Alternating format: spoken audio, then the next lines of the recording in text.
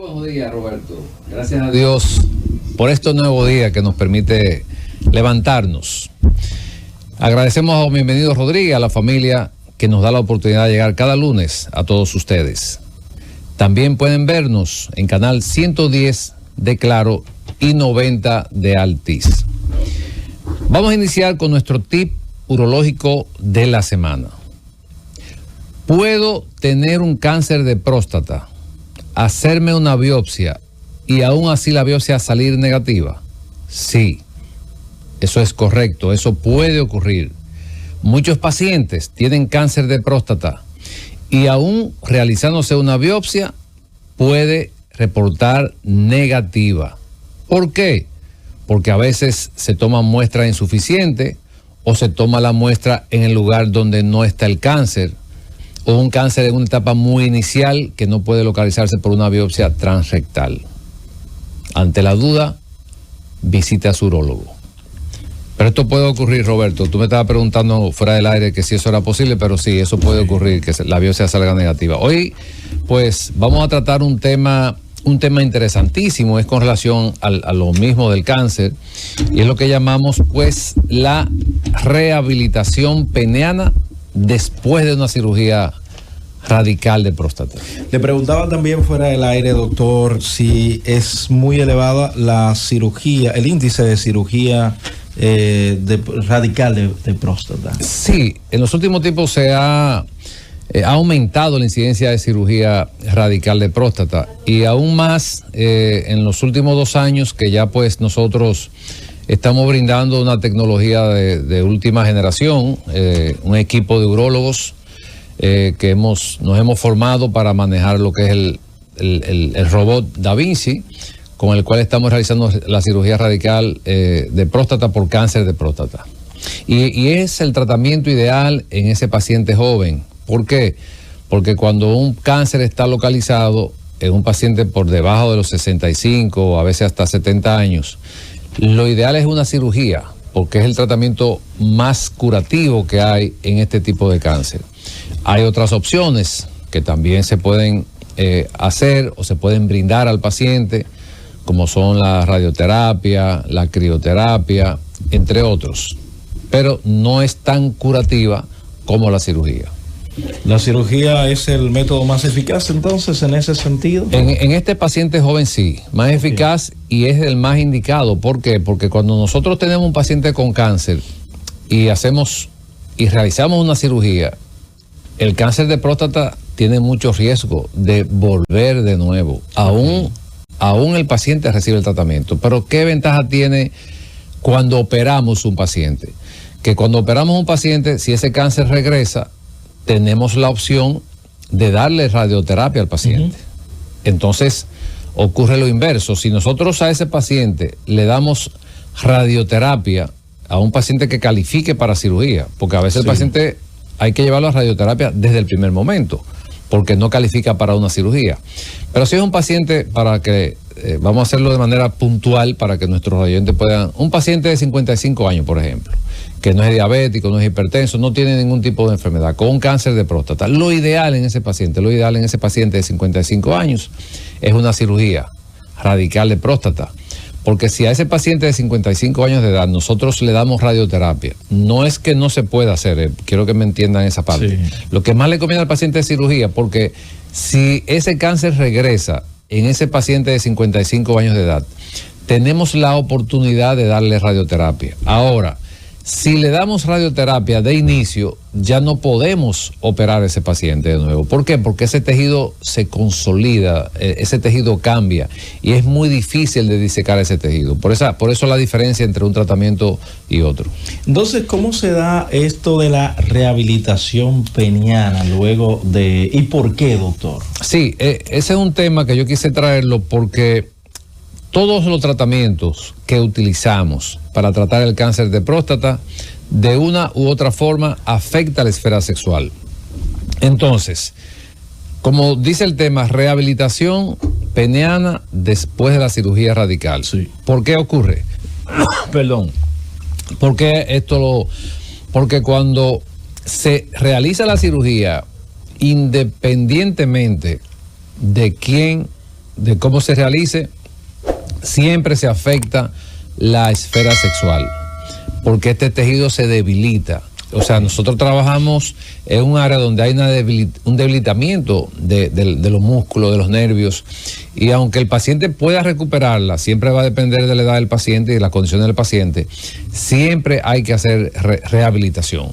Y cuando hablamos de rehabilitación, el término rehabilitar, todo el mundo lo conoce, sí, porque ha tenido un familiar que va a rehabilitación, cuando no puede caminar, para ver si puede caminar de nuevo. Y cuando aquí nos referimos a rehabilitación peneana, lo que queremos hacer es que ese hombre pueda volver a tener una vida, una esfera sexual normal. No probablemente como la tenía anterior, pero que pueda desempeñarse de manera satisfactoria. Adelante, continúa. Entonces, en estos casos, cuando identificamos a ese paciente, que muchas veces en algunos pacientes se inicia desde antes de la cirugía, pero es importante tener una historia clínica bien detallada, porque muchos pacientes antes de ir a cirugía ya tienen una condición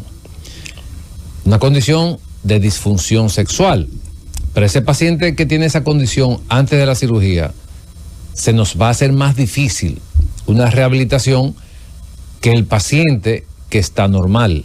Por eso la importancia de la historia clínica. De hecho, muchos hombres que hablan mentira, no son honestos con el médico. No, yo estaba bien. Mentira. Siempre hay una condición, a partir de los 40, 45 años, siempre hay una condición que afecta.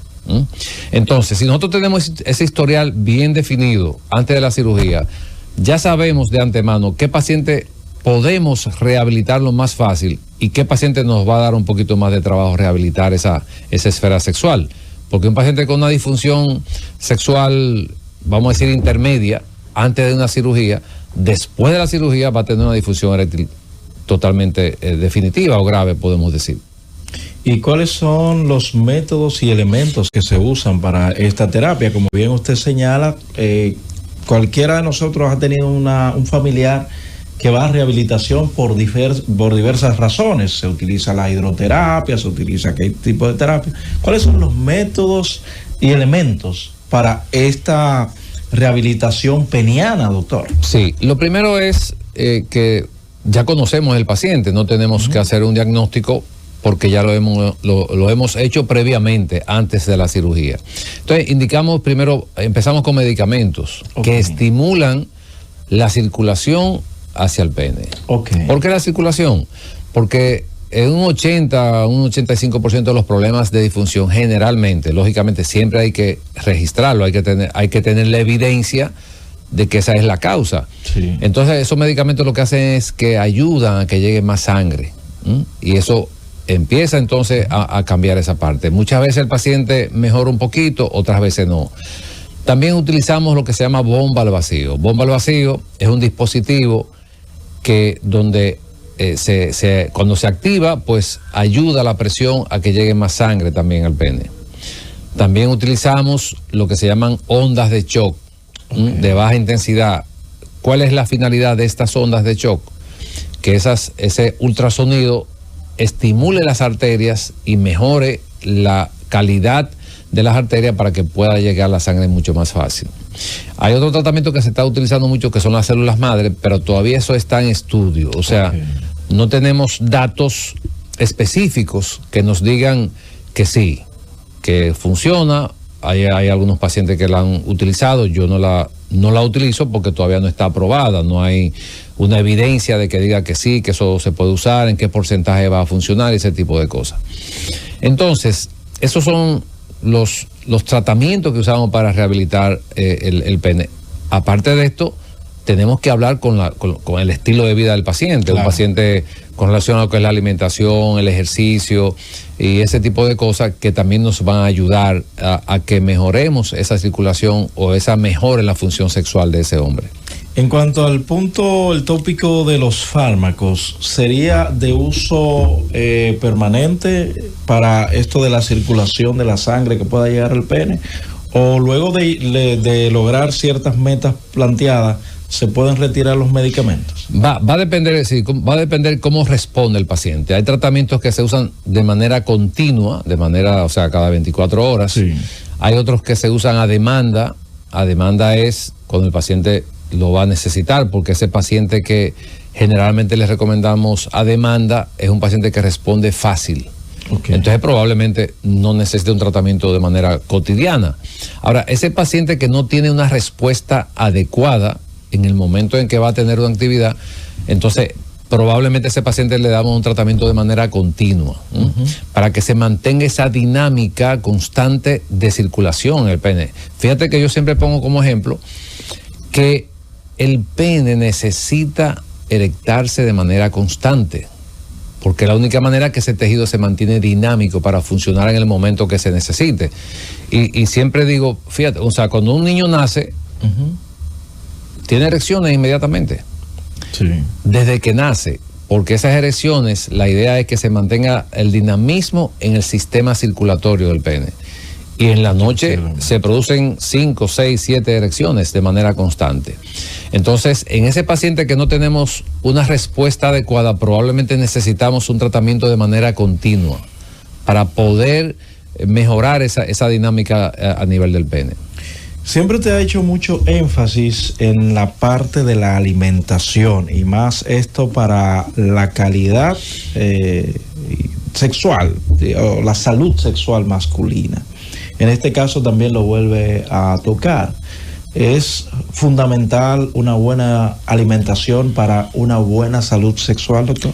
Sí, eso está evidenciado. Cuando hablo que está evidenciado, que está demostrado científicamente, porque, por ejemplo, ahora mismo, y lo estuvimos hablando en programas anteriores con relación al descontrol que hay en la alimentación a nivel de la población en términos general, a dónde ha llegado el índice de obesidad, de sobrepeso, y esto pues de manera automática va a afectar el sistema circulatorio. Sí. Por eso tenemos personas, una población muy alta, por debajo de 50 años, que son hipertensos, que son diabéticos, que ya tienen problemas a nivel cerebral, que ya tienen problemas a nivel cardíaco, que tienen problemas a nivel pulmonar, y evidentemente que un individuo, ya sea mujer o sea hombre, con estas condiciones va a repercutir en su esfera sexual.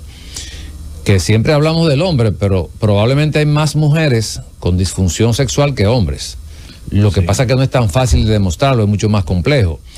Y la mayoría de estas condiciones están relacionadas directamente con el estilo de la alimentación. Esto también hay que mencionar el ejercicio, porque la gente come demasiado. La gente come demasiado, y si hacemos una media, tenemos un porcentaje preocupante de sobrepeso en la población.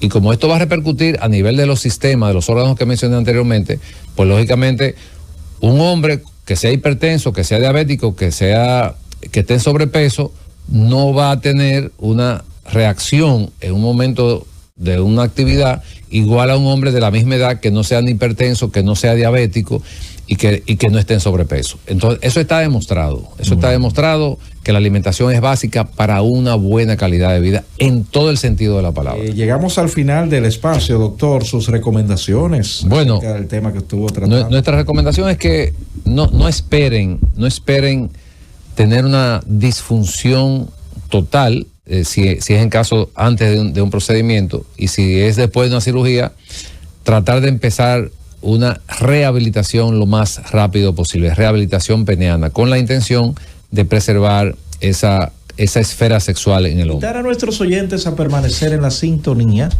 porque en breve llega Z Deportes. Cundo.